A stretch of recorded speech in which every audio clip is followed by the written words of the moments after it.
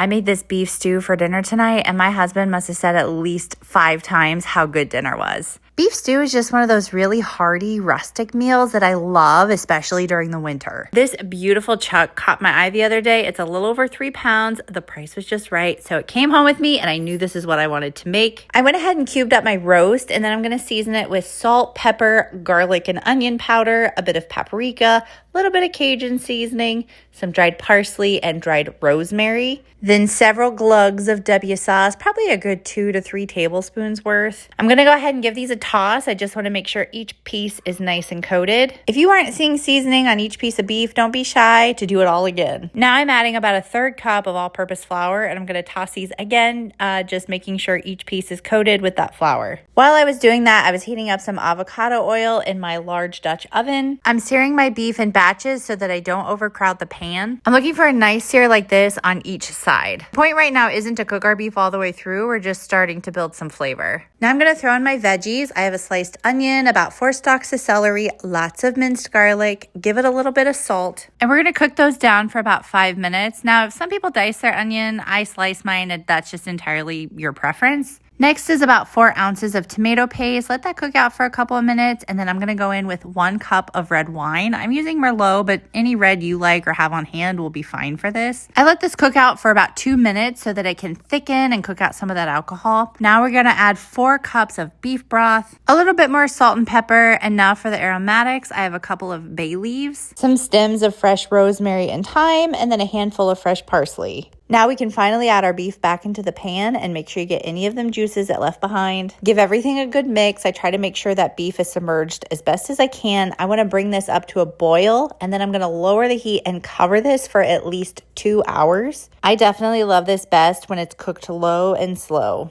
Now I'm going to go ahead and add about 4 carrots that I've sliced up, and then I have some baby red potatoes I cut in half, and the very last of my garden peas. Cover and let this cook for about 45 minutes, and now I'm going to leave the lid off so that my broth can thicken more, and we're going to let this go for about 1 more hour. And that's it. Your house is going to smell phenomenal. This is just one of my favorite winter meals to make. Look at how tender this beef comes out by the end of it. Depending on the day, sometimes I like to serve this with mashed potatoes or my honey beer bread.